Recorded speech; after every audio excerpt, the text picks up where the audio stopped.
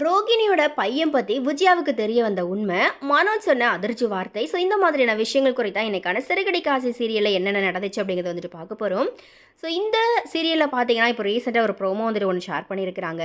அதில் ரோகிணி தன்னோட பையனுக்கு பிறந்த நாளுக்கு ட்ரெஸ் எடுக்கிறதுக்கு போன இடத்துல விஜயா கிட்ட சிக்கிக்கிறாங்க. ஸோ இந்த சிறகடிக்க ஆசை சீரியலில் அடுத்ததாக என்ன நடக்க போகுது அப்படிங்கிற எதிர்பார்ப்பு பார்த்தீங்கன்னா ரசிகர்கள்கிட்ட அதிகமாகவே இருக்குது.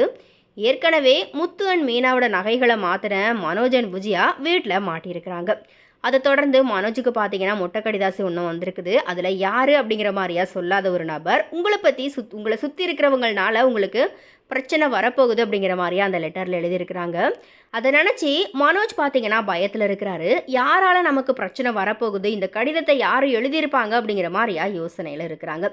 அதே நேரத்தில் இது தெரிஞ்சுக்கிட்ட ரோகிணி இந்த கடிதத்தை யார் எழுதியிருப்பாங்க அப்படிங்கிற குழப்பத்தில் அவங்களும் இருக்கிறாங்க. இவங்களை போல இப்போது விஜயா கிட்டையும் மனோஜ் இந்த கடிதத்தை காமிச்சு இந்த கடிதம் எனக்கு யார் எழுதியிருப்பாங்கன்னு தெரியலையே அப்படிங்கிற மாதிரி சொல்ல, அதுக்கு விஜயா நீ மாதம் வீட்டுக்கு 50,000 பணம் கொடுக்கணும் அப்படிங்கிறதுக்காக புது நாடகம் எதுவும் போடுறியா அப்படிங்கிற மாதிரி மனோஜ் மேலேயே பழிய போட, மனோஜ் எனக்கு யாருனால பிரச்சனை வரப்போகுது அப்படிங்கிறது புரிஞ்சிருக்குது அப்படிங்கிற மாதிரி சொல்லியிருக்கிறாரு.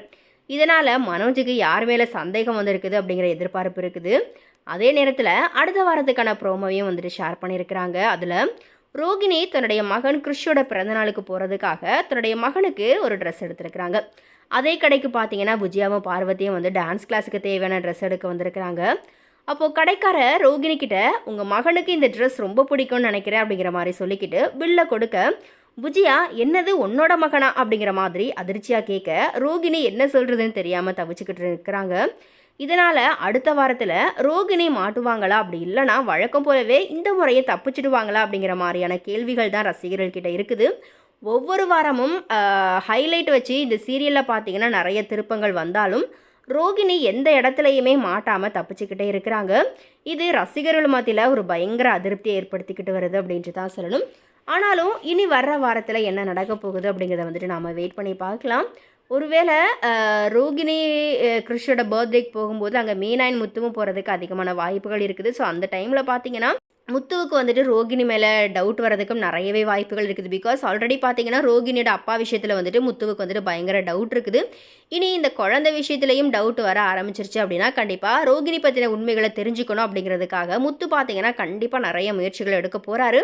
ஸோ அந்த முயற்சிகளை எல்லாமே ரோகிணி இனி எப்படி தவிடுபடி ஆக்கி அவங்க எஸ்கேப் ஆகுவாங்க அப்படிங்கிறதான் இனி வர கண்டென்ட்டாக வந்துட்டு இருக்க போகுது.